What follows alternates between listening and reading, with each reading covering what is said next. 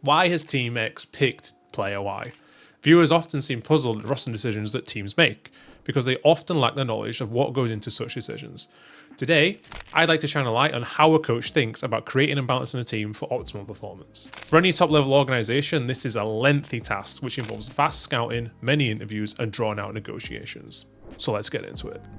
To find success in a lineup, there has to be a good balance of personalities and role distinctions to ensure that everybody has their space to perform their role in the team.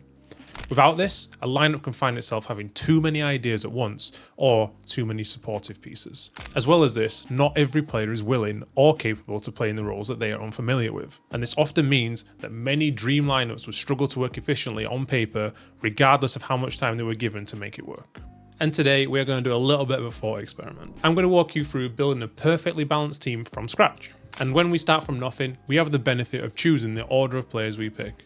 And from my view, it is best to start with the in-game leader.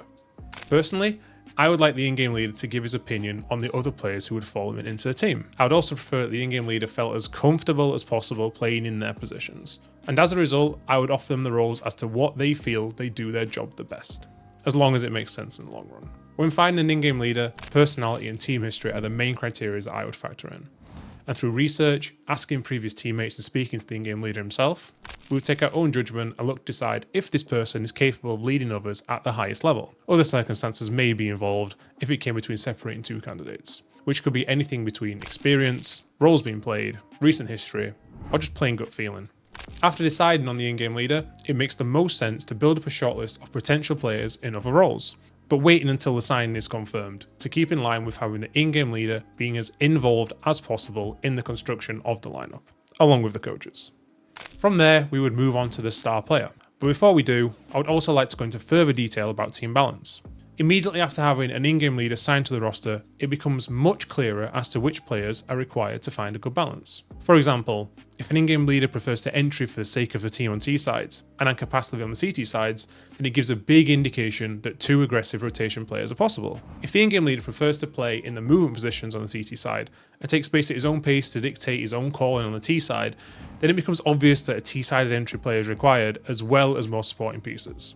A huge problem that many poorly created lineups can have is that not every player is capable of being a reliable support and being able to put the team first. Many will prefer to follow a teammate into the bomb site on the T side whilst playing rotation positions on the CT side, and this would often mean that they are requiring space from their teammates and asking me to be set up to facilitate their own needs. And so, too many chefs in the kitchen can become a very real problem, especially for an in-game leader who has 4 teammates asking for help to take map control consistently, which also heavily affects the influence that they themselves can have on a game plan or a team setup.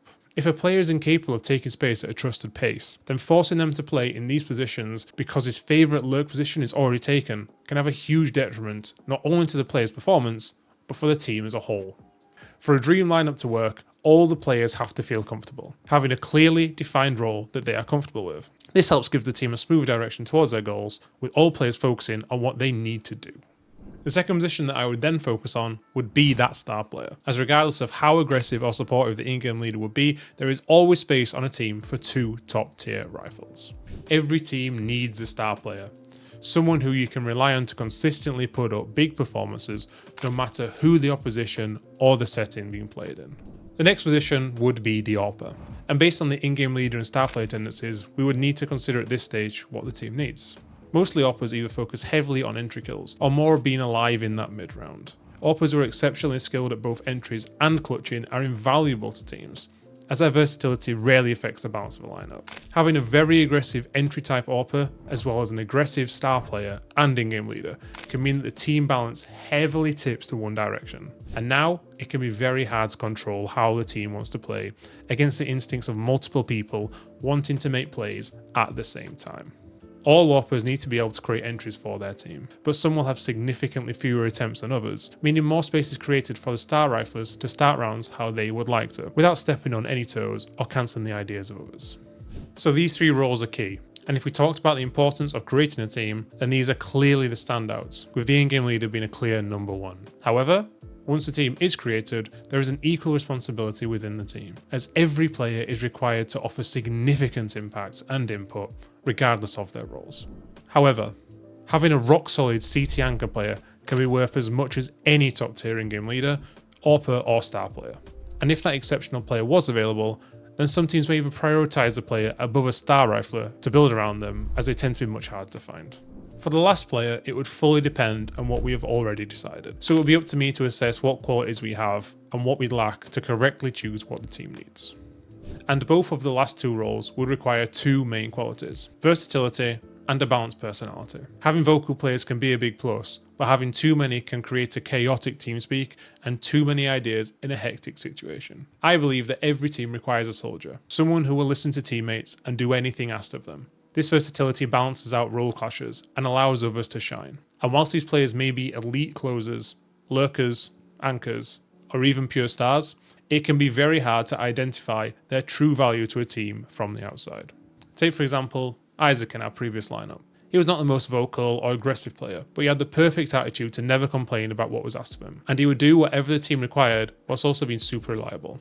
This allowed others to perform at a higher level, and so he helps facilitate better players to really get the best out of them. Kiels is exactly the same, a CT hard anchor player who would entry without a moment's hesitation, and he would always put the teams first, which is an immeasurable characteristic, with the added bonus of having real hype on the stage during our many LAN events together.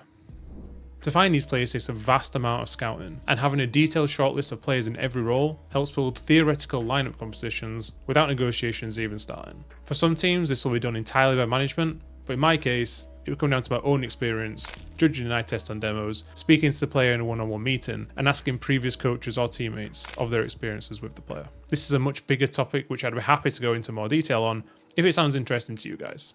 And from there, we will go on into buyouts and contract negotiations, which can often drag on or frequently fall through.